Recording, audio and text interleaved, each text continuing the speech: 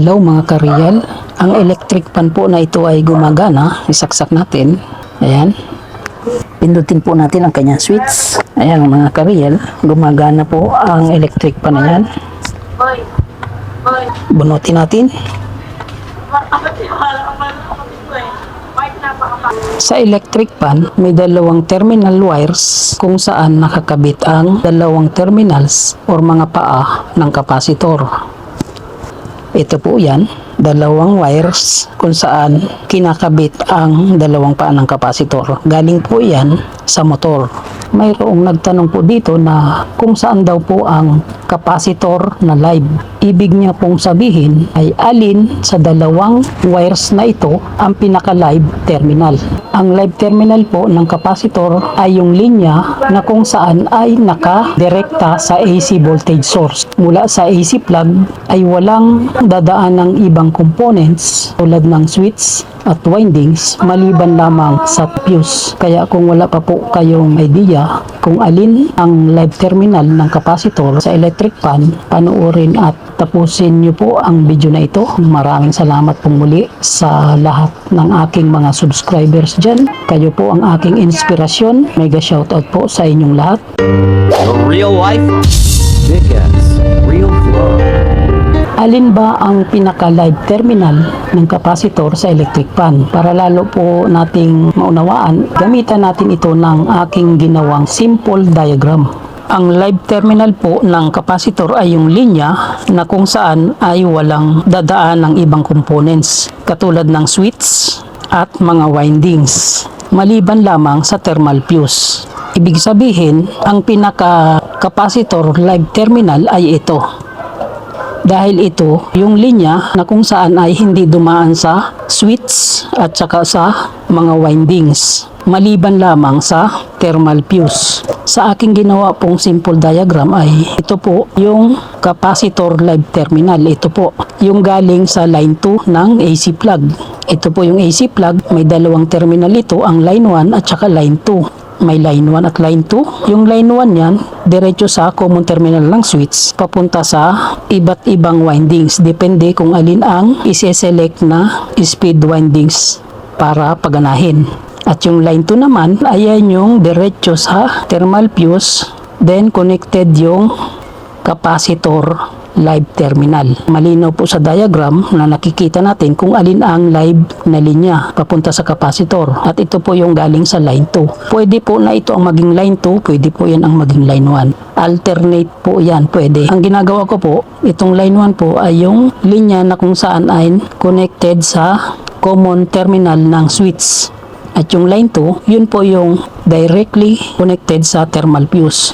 Ito po yung tinatawag natin na common terminal ng motor. Sa diagram ay malinaw na ito po ang capacitor live terminal ayon sa katanungan ng isa nating subscriber. Paano natin ito malalaman kung dito natin hahanapin sa circuit ng electric pan? Paano natin malalaman kung alin dito sa dalawang wire terminals na ito, kung alin dito ang live terminal? Ang gagawin po natin ay gumamit po tayo ng tester para ma-identify natin ito.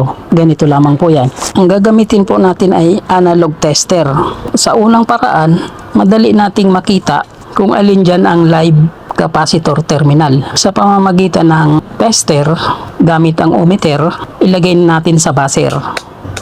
Mapapansin nyo, nakaselect sa buzzer yung selector knob. Then, ang isang terminal ng test probe, kahit positive or negative, pwede pong ikabit yan dyan kahit magkabaliktad. Mapapansin niyo dalawang terminals ng plug shorted doon sa isang test probe. Pag dinikit natin yan, magbabaser siya. Ayun, narinig nyo. Dapat kung alin sa dalawang terminal na ito ang magbaser, yun na po ang capacitor live terminal. Tingnan natin. Nakadikit yung dalawang test probe. Kahit naka-off po yung mga switch, magbabaser po yan dito. Subukan natin dito. Okay, walang buzzer. Hindi po yan ang capacitor live terminal. Subukan natin sa kabila. Okay, yan po ang capacitor live terminal. Yan po yung linya na kung saan ay direkta sa isang linya ng AC plug. Maliban lamang sa nakasiris na thermal fuse. Kasi ang thermal fuse po ay pinakang protector niya. Pag sinukat po ang resistance niyan, yan po ay katumbas lamang ng connecting wire. Zero ang resistance po niyan. Nilalagay lang yan dyan para protection sa circuit kung sakaling magkaroon ng overheating at short circuit. Siya yung magka-cut off kung sakaling mangyari yon. Okay, malinaw na ito po yung live terminal. Kahit nakakabit po sa capacitor yung dalawang linya na yan, pwede po nating testerin yan at masusukat po natin ang continuity niyan. Ganito. Ayan, ganun lang po. Kung sakaling i-times 10 naman natin yan, double check natin yung ating tester.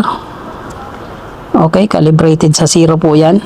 Ganun pa rin, nakakonect pa rin yung test probe sa dalawang linya ng AC plug. At dapat ang masukat po natin dito para makita natin kung sakaling hindi pa natin alam, at dyan nakatapat naman sa times 10 yung ating selector knob. Ganito naman po ang paghanap ng capacitor live terminal. Kung alin yung ang reading ay sumagad sa 0, ibig sabihin very low ang resistance or zero resistance, yun po ang capacitor live terminal. Tingnan natin, idikit natin dito. Ayun, tama po yung buzzer. Ito po yung capacitor live terminal. Kasi sumagad po sa 0, ibig sabihin shorted po yan sa line 2 ng AC plug. Kaya yan po yung pinakang capacitor live terminal. Malinaw?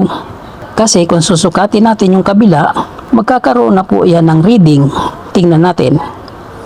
Ayan mga ka-real, 600 plus po. Nagkaroon ng reading dito sa kabilang linya ng capacitor dahil kung mapapansin ninyo sa diagram, simula dito sa line 2, ang nasukat na po natin ay 600. Dito po na nakapwesto yung isang test probe. Tapos yung isang linya ng test probe ay dito sa dalawang terminal AC plug line 1, line 2. Kaya pag tinest natin dito sa kabila, 0 ang masusukat natin kasi shorted po yan. Pag dito po natin ilagay yung tester, ang masusukat natin ay 600 plus. Bakit? Kasi ang nasukat po na resistance ay yung resistance ng mga windings na kung saan ay naka-series lahat ng windings papunta dito sa line 2. Kaya yan ang masusukat na resistance.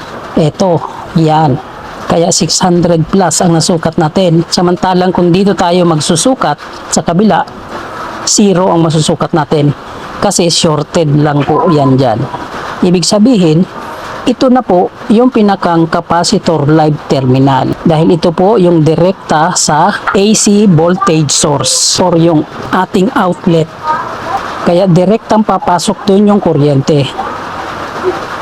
Hindi katulad dito sa kabilang linya ng capacitor, na dadaan muna yung kuryente dito sa mga windings bago dumating doon. Kaya may resistance na nasusukat. Kaya ang pinaka-live terminal po ay itong kabila. Sa actual, ito po yung pinaka-live terminal. At ito naman po yung terminal na dumaan sa mga windings. Okay, ganun lang po kadali para ma-identify kung alin ang capacitor live terminal sa electric pan. Kung nakadagdag po ito sa inyong mga kaalaman at ideas, paki-like at paki-share na rin po nito para malaman na ng iba. Subscribe nyo na rin kung bago lang kayo dito dahil ito po ang aking munting channel. The real life Vic S. Real Flow expresses the reflections of a common worker, driver, technician, and a barber.